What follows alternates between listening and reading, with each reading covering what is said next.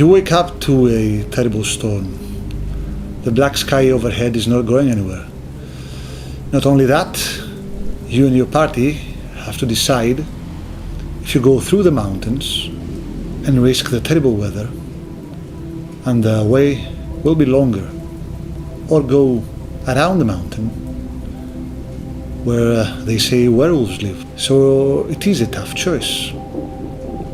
Traveling is everything in role-playing games, and let's find out why.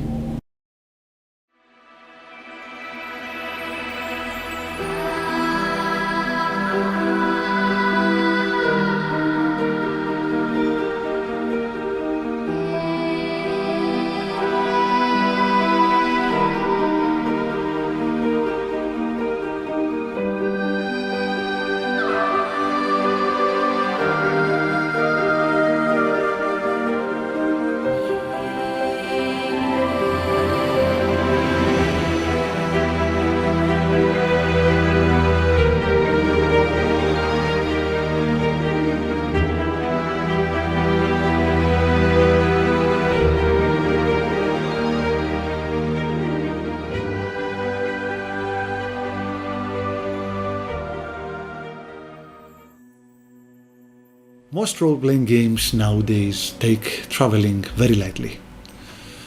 But why is that? If you think about it, traveling is the most atmospheric thing a game can offer.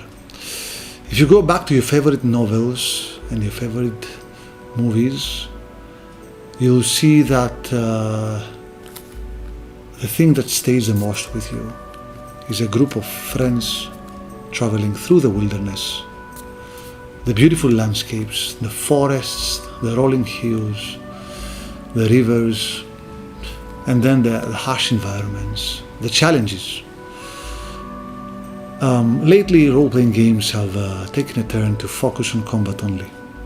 And I can understand why, but there is a huge mistake in overlooking the beautiful aesthetics and the beautiful gameplay opportunities that traveling can offer.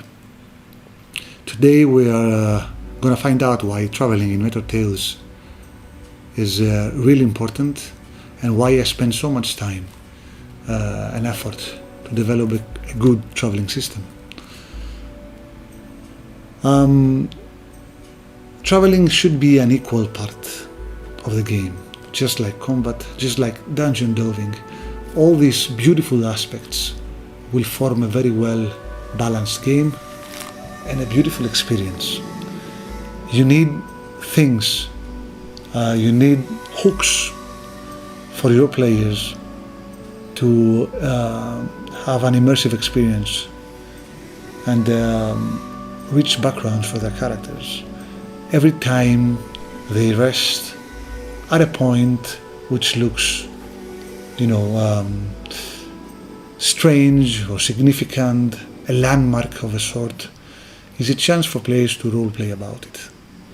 Think about the adventures in The Lord of the Rings, about the hill they stop to eat, Amonsul, I don't remember how it's called, and just think about how we connect landmarks in our minds, and you will have a very clear perspective of why these things are important in your game. Now, I'm going to explain how traveling works in Meteor Tales, okay? Because the aspect of weather is also very important for your sessions. Now, when the day begins, okay, you roll for the weather. Imagine you have a hex crawl map in front of you, okay? And the adventurers need to go from point A to point B. You have to measure that distance, okay? In the game, in the rules, you can see that distance is both calculated in kilometers and also in time. So I've made it simple, okay? It's not exactly realistic, of course, but I've made it simple because it needs to be fun and it needs to be immersive. So Each hex on the map takes about 1 day of traveling on horseback, 2 days walking. But also you have to keep in mind that different terrains will affect that time, okay?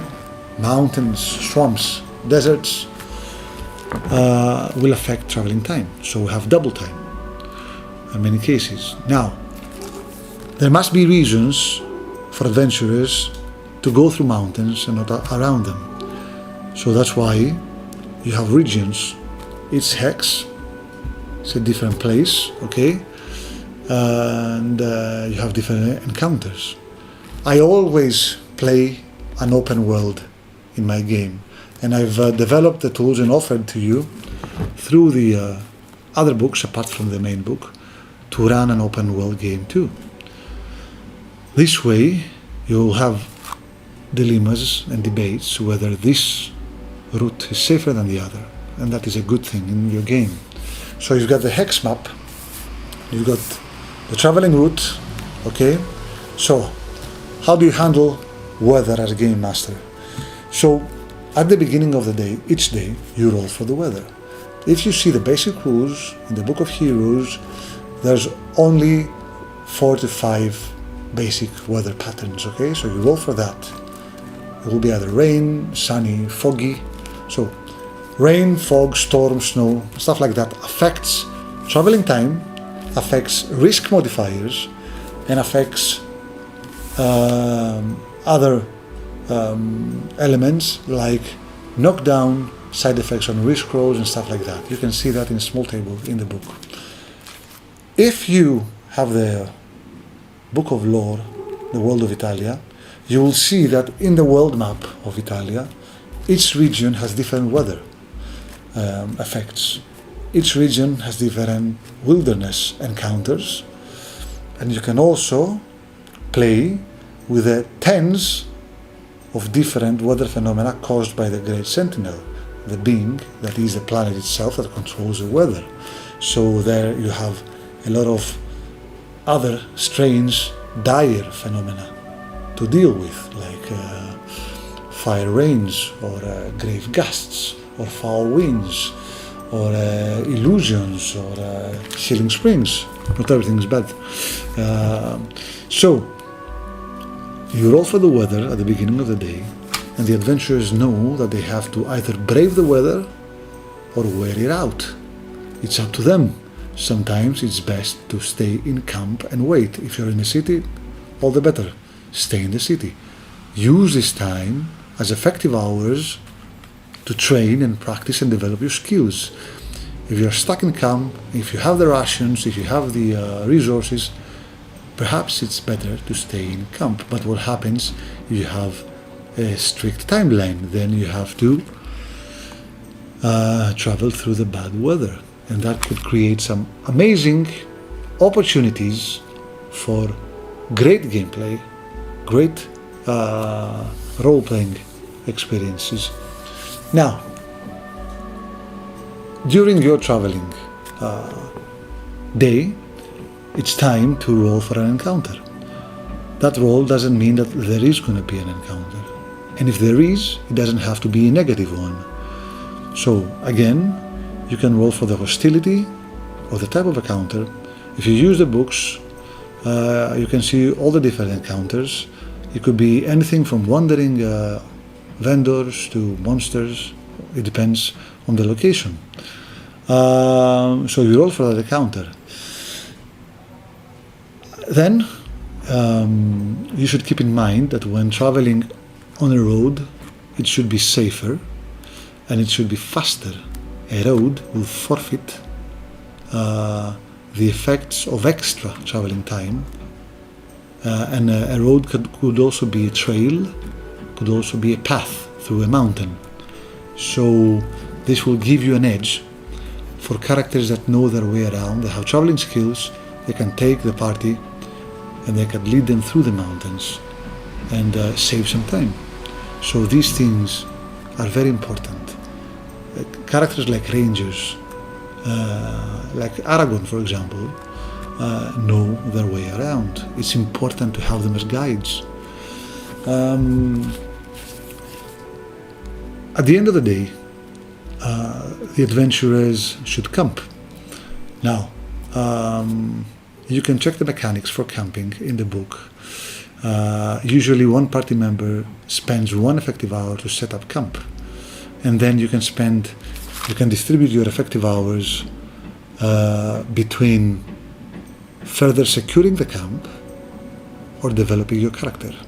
Others train, others pray, others meditate, others craft items. These are all activities you can check out to either develop your character individually, develop the strength of the team as a group, protect the camp, or do something else that is relevant to your quest at that time.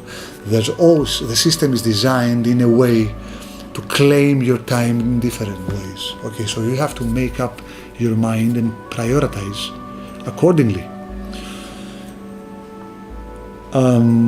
At that time, at night, the Game Master will also make a roll against your vigor if you've been traveling through challenging weather. That will determine if your character gets sick. So, if you've been through a storm or a strong rain, you might catch a flu or a pneumonia. If you've been traveling through a blizzard, you might be subject to frostbite or worse.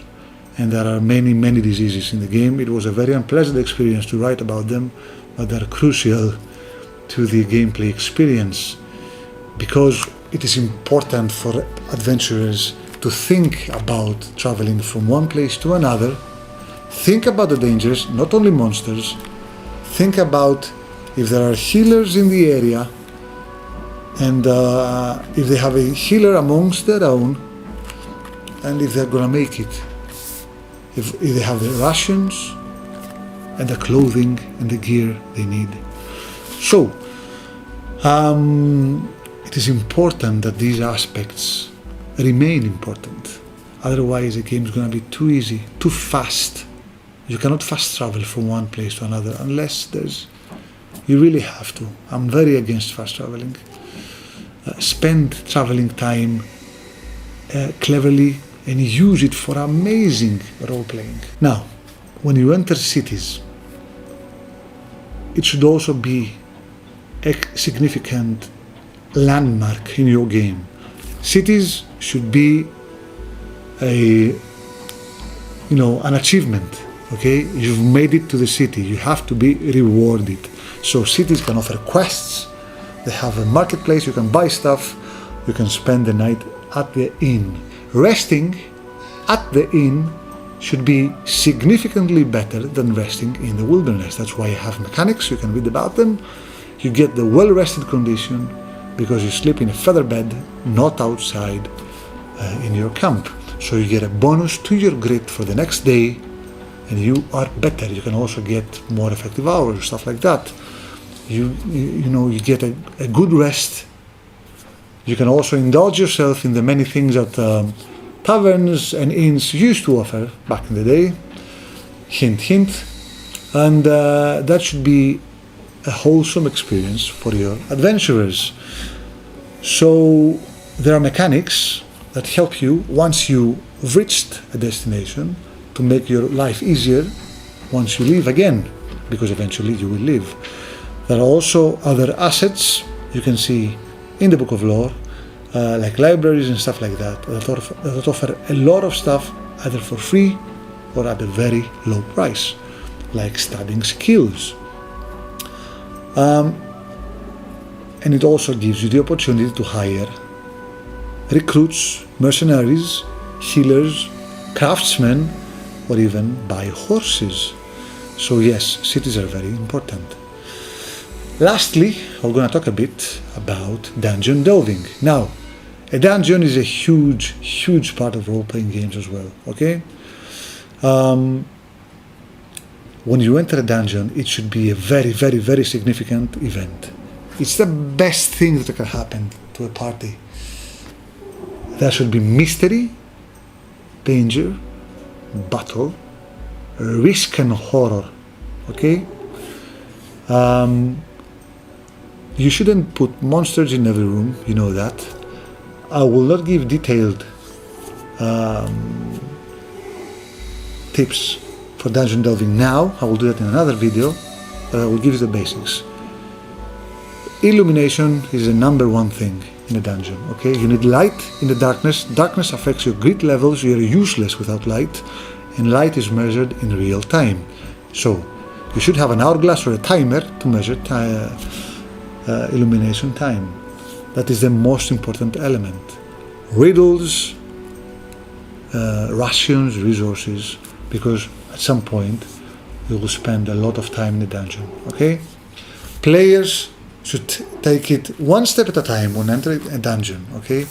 Because apart from the monsters, apart from the traps, apart from the doors, apart from the darkness, there's also riddles and there's also diseases and curses that lurk in the dungeons, something that many people overlook. I always have these elements, and if the adventurers are forced to stay for more than one day in the dungeon, they get stuff like a night blight disease, things that happen only in dungeons. I think it's night blight or grave ghast, I always confuse the names, but they're diseases that affect you, that come from the graves or being inside closed spaces for too long. It hurts your morale, and again it can hurt your grit levels. So if people are trapped in a dungeon, imagine being in a mine, working in a mine, okay? Imagine working under the ground, tens of meters under the ground for days. It will destroy you, physically and mentally. So dungeons should be treated with the same respect, and you should plan them very carefully. Just a few encounters are enough, a small number of battles. Make the adventurers spend a lot of time engaging with the lore of the place, because a dungeon is a place. It used to be something, so there's lore behind it, okay? Spend some time on that. They should be afraid to walk fast, and they should be afraid of running out of light. That's it for this video. I was traveling. Let me know if you have any questions. Just one note, I'm running right now a Kickstarter campaign. There's a link in the description about Meteor Tales in general. So if you're new to the channel, if you're new to the game, please consider spending some time looking at the campaign. I'm pretty confident you're gonna love the game. I've spent a lot of time, years of my life, and a lot of love for this game. So check it out, and I'll see you next time. Goodbye.